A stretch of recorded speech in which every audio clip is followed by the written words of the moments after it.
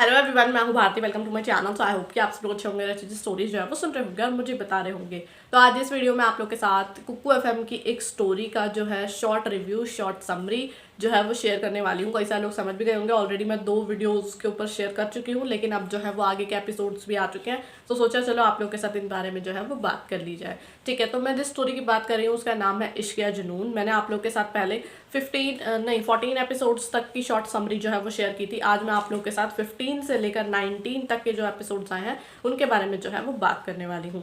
ठीक है, बाकी स्टोरी का जो लिंक है ना वो मैं दे दूंगी आप लोग को डिस्क्रिप्शन बॉक्स में, वहां से जाके जो है आप लोग इस स्टोरी को सुन सकते हैं। लेकिन एक सवाल था कि कई सारे लोग पूछ रहे थे कि दीदी हम इसको कैसे सुने। तो भाई मतलब कि मेंबरशिप नहीं ले रखी। तो देखो यार, इसका ना अभी फिलहाल तो कोई सोल्यूशन नहीं है।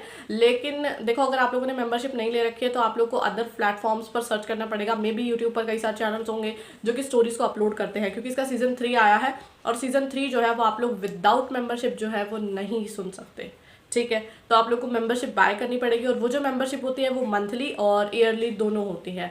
तो ईयरली तो देखो मैं यार रेकमेंड ही नहीं करती, क्योंकि सबसे बड़ी चीज़ ये हो जाती है कि भाई अगर आप साल की खरीद लेते हो आप लोग को फिर भी वेट करना पड़ता है, ना जाने कभी नेक्स्ट जो आप लोग को स्टोरीज पसंद आती है उनके सीजन्स आएंगे। तो मैं तो आप लोगों को यही बोलूँगी, जब वो स्टोरीज कंप्लीट हो जाए ना तब तसल्ली से आप लोग जो है उनको सुन लेना। ठीक है, तो अब बात कर लेते हैं हम इस स्टोरी के बारे में। तो मैंने आप लोग को लास्ट वाली वीडियो में बताया था कि जो अद्विक है वो निवेदिता को उनके स्कूल रीयूनियन पार्टी में लेके जाते हैं और वहाँ पर जो है उनके क्लासमेट्स को पनिश करते हैं, क्योंकि उन्होंने बचपन में स्कूल में निवेदिता को बुली किया था। ठीक है, अब वो किस लिए किया था ये सब ऑलरेडी मैं पहले आप लोग के साथ डिस्कस कर चुकी हूँ। तो एक बहुत मतलब ये कह लो कि इसके बाद क्या होता है कि निवेदिता और अद्विक जो है वहाँ से निकलने के बाद अद्विक जो है वो तरह तरह की पनिशमेंट्स जो है वो उनको देते हैं, वो भी उनके गुनाह के हिसाब से। तो उस टाइम क्या होता है कि निवेदिता को काफ़ी ज़्यादा वार्म फील होता है, मतलब ये कह लो कि उन्हें बहुत पॉजिटिव लगता है कि भाई अब वो जो सुकून सा मिलता है। मतलब इतने टाइम से वो चीज़ें उनके दिमाग में थी, लेकिन अद्विक के चीज़ों को सॉल्व करने के बाद चीज़ें बहुत अलग तरीके से जो है वो उनके सामने आई। तो उसके बाद क्या होता है कि अद्विक निवेदिता को जो है वो एक पार्क में लेके जाते हैं। मतलब निवेदिता को वो घर ही लेके जा रहे थे, लेकिन वो मना कर देते कि नहीं अभी थोड़ा सा हम घूम लेते हैं पार्क में, बच्चों के साथ उसको खेलना था, देखना था। ठीक है, तो वहाँ क्या होता है कि उनके बीच में थोड़ी बातचीत होती है और वहाँ पर ही एक सीन जो है ना वो दिखाया जाता है, जहाँ पर क्या सीन हो रहा होता है कि एक मतलब ये कह लो कि मिडिल क्लास बॉय जो है वो अपनी गर्लफ्रेंड को प्रपोज कर रहा होता है। ठीक है, तो वहाँ पर वो उनको ना रिजेक्ट कर देती हैं, और वो भी इसलिए वो ये बोलती है कि तुम मेरे खर्चे, मेरे शौक पूरे करने के लिए कैपेबल नहीं हो। ठीक है, मतलब वो उसको पैसों के लिए जज करती हैं। अद्विक को ये चीज़ ठीक लगती है, वो भी बोलते हैं कि यार और क्या, जब वो उसके खर्चे नहीं उठा सकता तो वो उसके साथ क्यों रहेगी, क्योंकि लड़की के पास तो अदर ऑप्शंस भी हैं। तो निवेदिता जो है वो इस चीज़ को काटती हैं कि नहीं, ये गलत है। उनकी आंखों में देखो, उनको जो है वो सच्चा प्यार करता है। ठीक है, और अगर वो कहती तो वो मतलब अपनी तरफ से तो पूरी कोशिश करते ना, और वो उनको फूल दे के प्रपोज कर रहे थे, लेकिन लड़की को उस चीज़ की कोई कदर नहीं है। पैसा तो उसको मिल जाएगा, लेकिन क्या उसे वो सच्चा प्यार मिलेगा? तो मतलब इनकी इस तरीके की एक कन्वर्सेशन होती है और वहाँ पर चीज़ें जो है वो अलग तरीके से होती है। और लाइक प्रपोजल की बात भी आती है, तो निवेदिता से वो पूछते हैं कि तुम कैसा चाहती हो, क्या होता है। मतलब निवेदिता भी उस टाइम ऐसे ख्यालों में खोई हुई थी कि वो सब कुछ मतलब बता देती है अद्विक को। इनके बीच में काफ़ी एक क्यूट सी कन्वर्सेशन होती है उस टाइम पे। फिर उसके बाद वो उनको जो है घर लेके जाते हैं। ठीक है, फिर ये कह लो कि फिर इनके बीच में चीज़ें मतलब नॉर्मली होती हैं।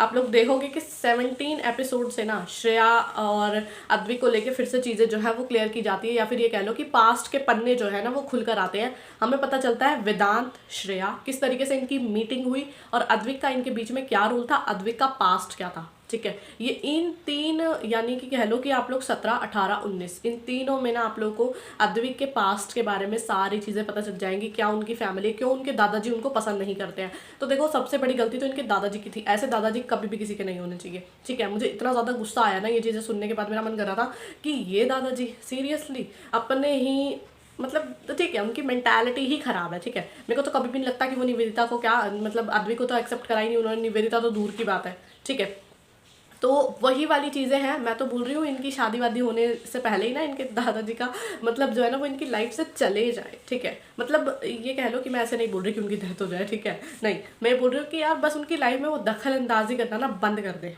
बस इतना बहुत है। एटलीस्ट वो अपनी लाइफ जो है वो अच्छे से जी तो पाएंगे। लेकिन इसी बीच में क्या होता है कि श्रेया जो है वो अद्विक के मतलब घर पे आती हैं और सॉरी अद्विक को हालांकि ये पसंद नहीं कि कोई भी उसके घर आए, लेकिन श्रेया वो एक्टिंग कर रही है, वो बस उसके करीब आना चाहती हैं अद्विक के, क्योंकि वो तो उसे पसंद करती हैं। और अद्विक जो है वो अपने वादे के चलते मजबूर है, यानी उन्होंने वेदांत को जो है वो वादा किया था कि वो श्रेया का ध्यान रखेगा, अब वो भी क्या ही करे बेचारा। तो ठीक है, वो आते हैं उनके सामने, बट उसी टाइम पे वो ड्रामा कर देती है कि वो चक्कर खा के गिर गई।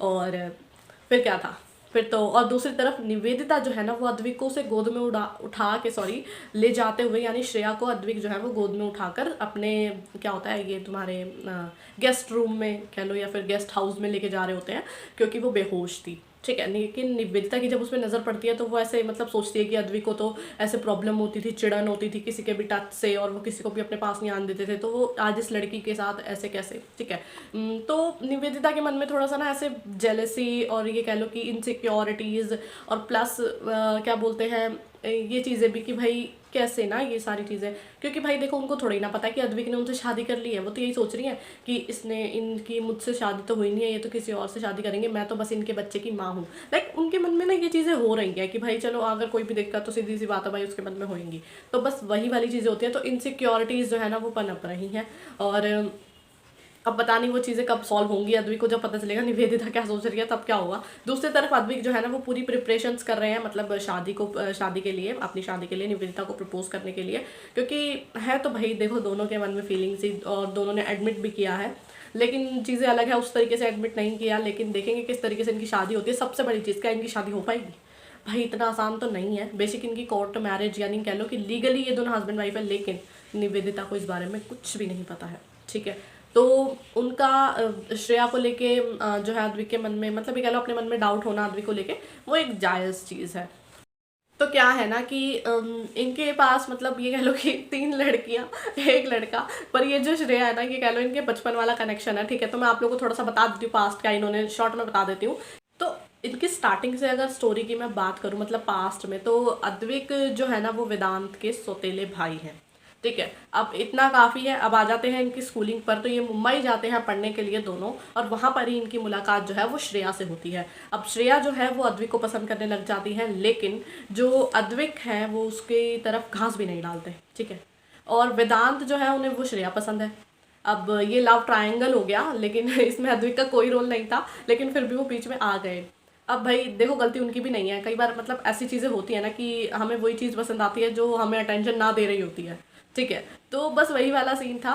तो लेकिन इसमें जो श्रेया है वो बहुत लालची किस्म की इंसान निकली। उन्होंने जो वेदांत है उसका भरपूर मतलब ये कह लो यूज़ किया। अब वो किस तरीके से, उन्हें कोई भी चीज़ चाहिए होती थी, मतलब वेदांत ऐसा लड़का था कि वो उसको ना बहुत पैम्पर करता था, लाइक वो बेस्ट फ्रेंड से ज़्यादा उन्हें मानता था। और श्रेया जो है वो इन सब चीज़ों से अनजान नहीं थी, लेकिन फिर भी उसने जो है कोई फ़र्क नहीं माना उनने। ठीक है, और वेदांत की अगर मैं डेथ की बात करूँ तो इसमें भी बेशक श्रेया जो है वो डायरेक्टली मतलब ये कह लो कि उसने ना चाहा हो, लेकिन इनडायरेक्टली उन्हीं का ही हाथ था, उसी की वजह से जो है वो वेदांत की डेथ हुई।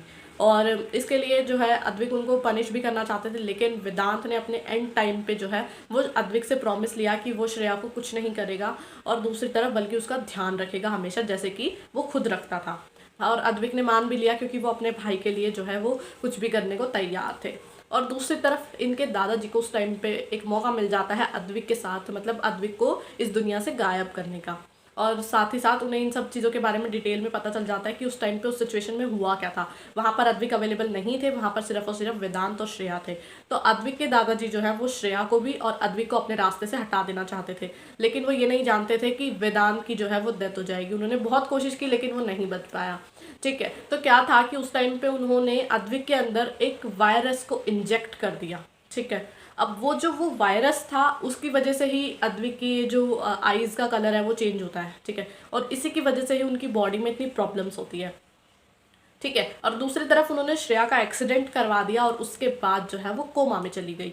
ठीक है, और दूसरी तरफ ये चीज़ थी कि अद्विक को उन्होंने बाहर इसलिए निकाला, यानी कि उन्होंने उनको कैद कर लिया था अद्विक को उस वायरस के मतलब उसमें इंजेक्ट करने के बाद। तो उन्होंने उसको इसलिए निकाला क्योंकि अब वही था वो जो इस सल्तनत को, यानी ये कह लो इनकी जो गद्दी है उसको संभालेगा। ठीक है, क्योंकि इनकी फैमिली का एक बहुत बड़ा नाम था। सिर्फ और सिर्फ इसलिए इन्होंने अद्विक को जो है वो बाहर निकाला अपने ही कैद से।